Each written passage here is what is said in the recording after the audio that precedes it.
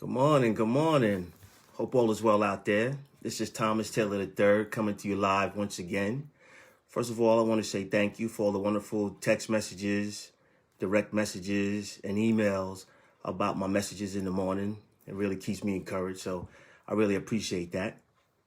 This morning, I kind of want to talk a little bit about something that a lot of you guys have kind of been hitting me up about, which is growing up without your father or your mother in some circumstances. But I really want to talk about the abandonment piece of that, right? Because that's very, very important.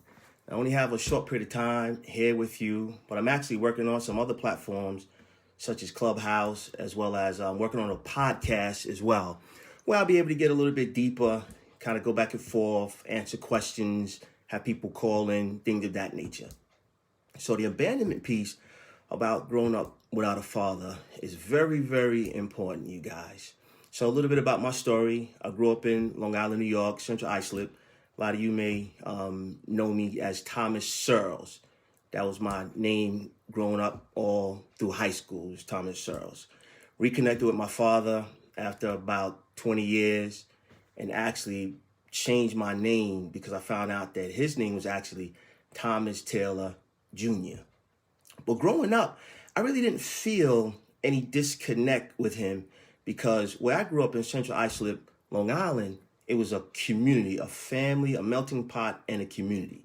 So for instance, we had Bernie. He was the local barber on 111, right? He actually called a friend of mine's father, Eugene Hunter's father, Jonesy, and got me my first job, right? Then I had Jeff McCullough's pops, Mr. McCullough, right? He kind of supported us in our different business ventures, as well as Mr. Walker, Harvey Walker's pops, right? He taught us about dressing, making sure we look good. Then I had Tony Richardson's pops, right? Community. He always wanted to make sure that we was good. Then Preston White's pops, right? Mr. White always taught us about the streets, right? And different things. Then it was Vidal Jones' pops, Mr. Bob, right? When I was in search of more knowledge and more light, right? He was there for me. Mr. O'Neill, Tamiko's pops, Mr. O'Neill, right? He kind of taught me how men do things, right? So I always had a man somewhere in my life. So I really didn't miss the fact that my father wasn't there. But then fast forward, I moved from Long Island, I moved to Atlanta, Georgia, married, one child and another child on the way. And I didn't have those men at my disposal, okay? So now this is where it kind of gets a little bit tricky because now all those things that I was being taught, I had to become, you guys. That was pretty difficult because I didn't have them at my disposal, right? So now, reconnected with my father, and now I'm realizing I have to be a protector, a provider, a mentor, a father, a guide, like all these different things. And I didn't really have that example here in order to just kind of pull from. So I really, really was in a bad situation. So when I actually reconnected with my father, I was in a position to, talk to him about those particular things. So when I got to the point of having to do those things with my son, what I realized was I'm going to become that in which I wanted my father to do for me. So I really, really understand that part that we go through in terms of when you don't have that father and that separation anxiety. So much so that because understanding how important that piece is, when you look at it, what I did was the energy that I was harboring, I actually converted that to positive energy. It's not that it was easy, but it was necessary, right? Because I used that energy to do those things and become that individual that I wanted somebody there for me who actually wasn't. So I really understand that piece of it, so much so that kind of moving forward, getting into the point of actually changing my name, that was difficult because that's when it really started to settle in. That when I look back, that the abandonment, that this guy who actually was responsible for my well-being chose a different choice than me. So I understand how you feel, but I want you to know that you actually can get through it. Why? Because I'm that example. I want to share one last story with you that I hope I can get through. So my father was in hospice, and I was going to New York, and the Holy Spirit kind of put on me not to fly, but to drive. I didn't understand why, right? So I actually drove, and the Holy Spirit was telling me to go see my father. So I actually went to the hospice to see my father on the way back from New York, and I promise you, you guys, it was one of the hardest things that I did in my life. Because now here it is, I'm going to see this man who didn't choose me in terms of to raise, right?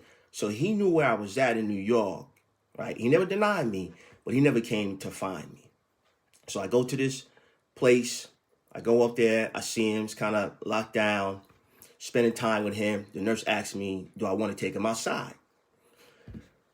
So I said, yep, okay. So I put him in a wheelchair, I take him outside, you guys, spend time with my father. And it's killing me on the inside because here it is. I'm spending time with this man who didn't care nothing about me. It was difficult. So I got through that situation and driving home, you guys, I was just crying and full with emotion because I could not understand why in the world would God put me through that. And the Holy Spirit convicted me, you guys. And the Holy Spirit said to me that the reason why I allowed you to experience that pain is when my children come to you with this same issue, you know how that pain feels. Whew. That was a tough lesson, you guys. That was a tough lesson. So I sit here today on a Facebook Live with you guys, talking to whoever is out there listening. I understand your pain when it comes to growing up without a father and a mother because they're similar, right?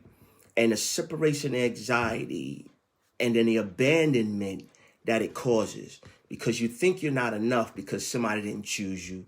But I'm here to tell you, you are enough. Why? Because you were created for something great. Don't ever forget that. Don't ever lose that. And I'm here as that example. If you want to talk, you can reach out to me.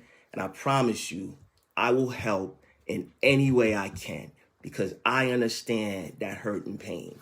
That's why today I make sure that I'm involved with my children's life because I know what it feels like to have somebody make a different decision other than you. So I'm going to be in a position where I'm going to actually start like I said, put myself in a position where I have a podcast as well as Clubhouse to talk a little bit deeper about this subject because I know it's a subject that's real tender and it's actually controlling people's lives because when you have that sense of abandonment, you just inside, you just feel like you're not enough. And it doesn't matter how old you are. It's not just young people, it's old people alike. On my website, growingupwithoutafather.org, I actually have a folder this thick with people all over the world, ladies and gentlemen, all over the world, sharing their story of the hurt and the pain. Now, they could be 50, 60, 70 years old. And they talk about how they felt when they was 3 years old, sitting on that step, waiting for their father to come, and he never came. So it's not like it's something that you just shake off and it goes away. Trust me, I promise you, I understand. But I'm also here to be that example, to let you know that despite that, you still can make it. Despite that, you are still great. Despite that, you can do anything that you put your mind to. This is Thomas Taylor III. That's my time, ladies and gentlemen. Go out there and make it a great day. Until we speak again.